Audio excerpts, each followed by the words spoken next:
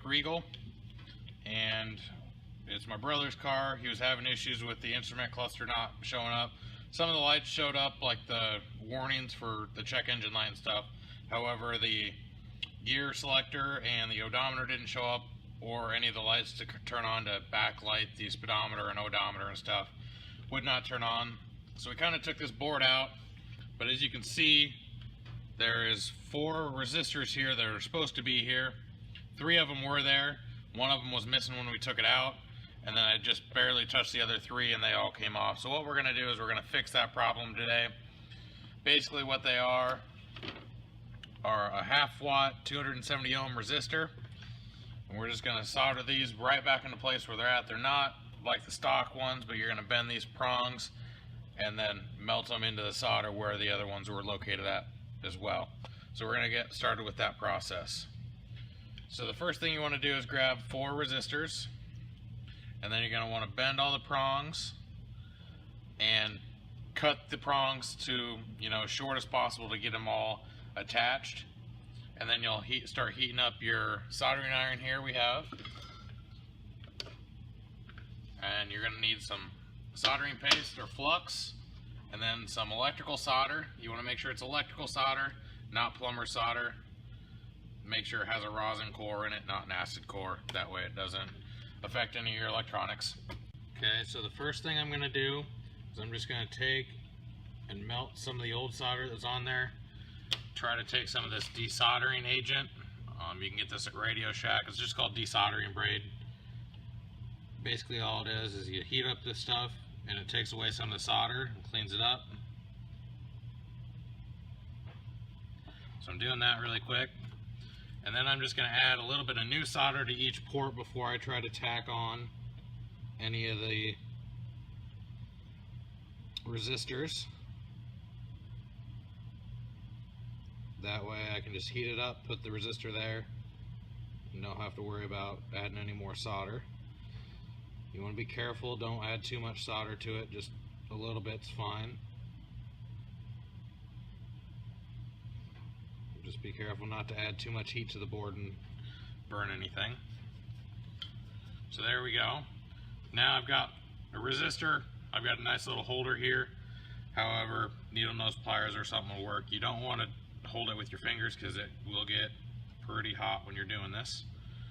So you want to just position it. I'm positioning them so they're nice and vertical.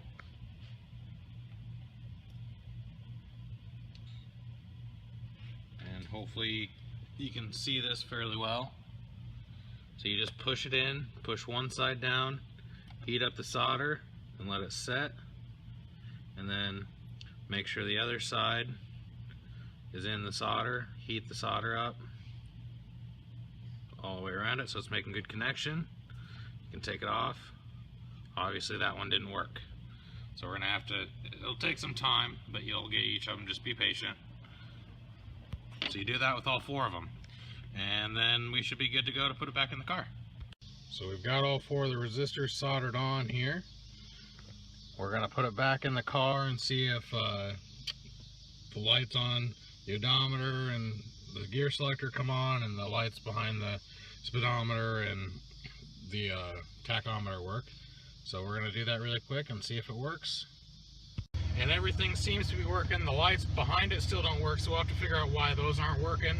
But now at least we have the odometer and the gear selector on here. Okay, so I think we figured out the issue is this headlight dimmer switch. It doesn't seem to be functioning. The dimmer switch doesn't work, and how we figured that out is if you look over on the passenger side, there's a set of fuses, and there's an illumination dimmer fuse. If we pull that,